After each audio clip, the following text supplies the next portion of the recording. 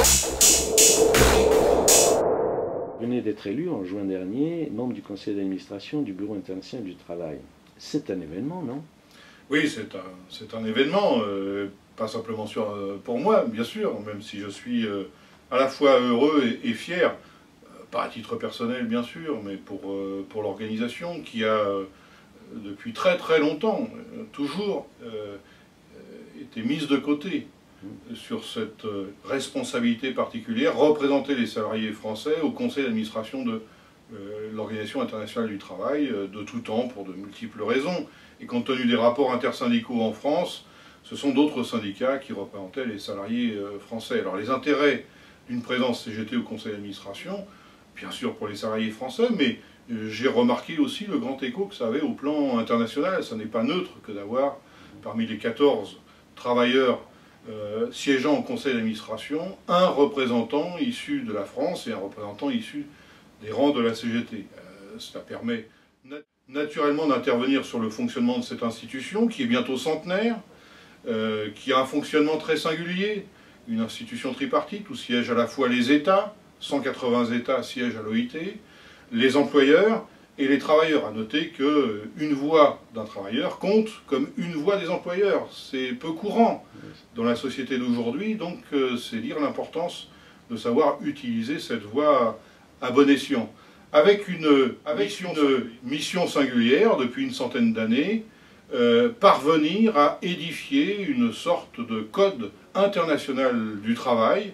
des normes internationales concernant aussi bien les conditions de travail, les salaires, le droit syndical, la lutte contre le travail des enfants, le travail forcé, la réglementation en matière d'hygiène, de sécurité, les libertés syndicales. Donc on touche à des pans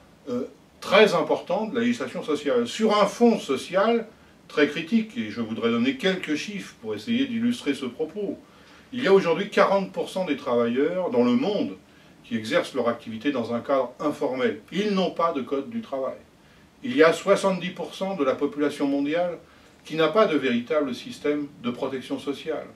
On dénombre à peu près 168 millions d'enfants au travail, bien qu'une norme très ancienne, internationale, interdise le travail des enfants. On recense près de 21 millions de travailleurs forcés, parfois sous forme d'esclavage, au vrai sens du terme. Et dernier chiffre que je voudrais évoquer, tout à fait récent, produit par l'Organisation internationale du travail, c'est le chiffre de 21 300 000 personnes qui meurent chaque année, soit d'accidents du travail, soit de maladies professionnelles liées à leur travail. Et le directeur général de l'OIT souligne que ce chiffre, qui peut apparaître un peu abstrait,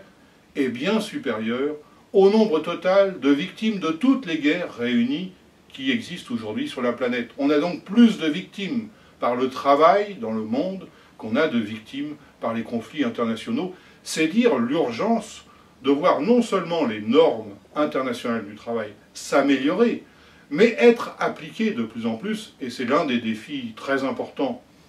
que j'ai déjà évalué dans les missions de l'OIT, que d'obtenir les moyens juridiques, mais aussi les moyens humains et financiers pour remplir sa mission. Il y a trop d'endroits dans le monde où le droit n'est pas appliqué, et ce qui explique aussi pourquoi, dans des pays les plus avancés socialement, malgré toutes les insuffisances, et la France fait partie de ces pays, ce qui n'enlève rien aux critiques à ce que nous pourrions améliorer dans un pays comme la France, mais c'est ce qui explique aussi pourquoi beaucoup se sentent des ailes poussées sur leur capacité à nous mettre en concurrence sur le moins-disant social. Et il est de notre responsabilité de bien percevoir que notre mission de défense du droit social en France passe aussi par la défense du droit social dans les pays les moins développés pour couper court à cette mise en concurrence par le dumping social. Donc l'intérêt d'une présence de la CGT dans ce conseil d'administration est naturellement multiple, étant entendu bien sûr qu'il nous faut conjuguer l'action dans une institution dont les prérogatives parfois peuvent être considérées comme trop limitées, et il y a des évolutions à faire de ce point de vue-là, avec l'action syndicale au quotidien, conjuguée comme nous le faisons dans d'autres instances, notre intervention dans ces instances avec la mobilisation syndicale correspondante. quelle pourrait être la contribution à l'évolution même de l'activité et de l'action de l'OIT pour répondre à ces chiffres quand même qui sont assez dramatiques? D'une part, je ne prétends pas naturellement en quelques semaines de mandat être un expert dans le fonctionnement de l'institution, mais pour autant, et compte tenu de mes expériences syndicales, j'ai déjà identifié quelques points sur lesquels des évolutions seraient souhaitables, même si ça fait appel à des changements structurels importants, pour lesquels il faudrait obtenir l'adhésion d'une majorité des membres de l'Organisation internationale du travail, et singulièrement d'une majorité des États. Par exemple, obtenir un pouvoir de sanction. Les normes internationales du travail, aujourd'hui, sont appliquées sur la base du volontariat des États, qui doivent ratifier ces conventions, qui doivent les traduire dans leur législation nationale. Là aussi, la France fait partie des pays qui a ratifié le plus grand nombre de conventions, qui a fait rentrer dans ses lois nationales le plus grand nombre de dispositions pour les traduire dans son droit propre, mais il y a nombre de pays où ça n'est pas le cas. Et je pense qu'il serait temps de s'interroger sur une réelle capacité de sanction pour que l'OIT, naturellement, puisse à la fois contrôler la conformité des législations nationales, mais puisse sanctionner les États qui enfreignent le droit social jugé fondamental par la législation mondiale. Ça n'est pas le cas aujourd'hui, c'est un peu comme si nous avions un code du travail, mais pas une rubrique sanction pour les employeurs qui enfreindraient le code du travail en France. Donc on voit les limites de l'exercice aujourd'hui. Deuxième évolution, à mon avis souhaitable, c'est qu'il n'y ait pas que les États, même si c'est très important, et si ce sont des puissances publiques qui doivent être redevables de l'application du droit sur leur territoire, et du droit social en particulier, il serait aujourd'hui opportun, à mon avis, que les entreprises soient aussi redevables de l'application du droit social international. D'autant plus que nous avons certaines firmes multinationales, on le voit en plusieurs points du globe, qui parfois sont beaucoup plus puissantes que certains des États sur lesquels elles exercent leurs activités. Et donc je pense que sur un plan juridique, autant nous pouvons aujourd'hui porter plainte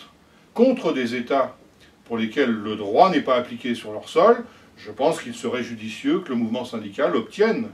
que nous puissions aussi à l'avenir déposer des plaintes à l'égard d'entreprises qui, dans leur comportement, sont en infraction à la législation internationale. Autre évolution souhaitable, la reconnaissance de l'Organisation internationale du travail comme partie prenante de toutes les négociations internationales censées produire des accords internationaux. Ce qui fait l'actualité en Europe aujourd'hui, ce sont des négociations secrètes, ce qui est déjà un problème en soi, entre l'Union européenne et les États-Unis en vue de modifier tout un tas de dispositions qui auraient des répercussions sur le plan économique, sur le plan social, sur le plan de la réglementation, sur le plan environnemental, sur les questions éthiques. Bref, sur un champ très important, il nous faudrait faire reconnaître l'Organisation internationale du travail comme ayant des prérogatives aussi importantes et aussi incontournables que celles qui sont aujourd'hui attribuées à l'Organisation mondiale du commerce, au Fonds monétaire international, qui sont des institutions elles aussi mondiales, qui préconisent des règles pour lesquelles tout le monde est obligé de s'aligner. L'OIT, ça n'est pas encore le cas, il n'y a donc aucune raison, selon nous, pour qu'encore une fois, le social vienne au second plan de ce qui serait prioritaire, l'économique ou le financier. Quelles sont les échéances à venir alors pour vous et pour l'OIT? Les prochaines échéances, c'est de faire face à une offensive qui date de quelques années maintenant, 2012, de la part des employeurs qui ont décidé à l'Organisation internationale du travail de s'attaquer à toute la législation, toute la jurisprudence qui existe depuis des décennies sur la question du droit de grève. Nous avons d'ailleurs en France, même si nous ne sommes pas le pays le plus menacé sur la question du droit de grève, il y a des pays où des syndicalistes sont emprisonnés, voire même condamnés lourdement lorsqu'ils recourent à ce droit. Mais même en France, nous avons eu recours à cette jurisprudence, par exemple, pour faire reconnaître qu'en 2010, le gouvernement de Nicolas Sarkozy avait abusivement, en infraction à la Convention internationale du travail sur les libertés syndicales, procédé à des réquisitions des grévistes dans les raffineries de pétrole qui étaient occupés à l'époque dans le cadre de la vaste mobilisation contre la réforme des retraites. Donc nous sommes face à une offensive de ces employeurs qui ont décidé de contester toute la législation mondiale sur la question du droit de grève, et plus fondamentalement, je crois, une offensive qui vise à anéantir les capacités de l'Organisation internationale du travail à produire des normes et à continuer d'être une référence juridique pour des dizaines de millions de salariés dans le monde qui n'ont que ces normes comme référence pour faire respecter leur dignité dans leur pays, puisque, comme je l'ai évoqué, beaucoup malheureusement n'ont encore pas de code du travail dans leur pays.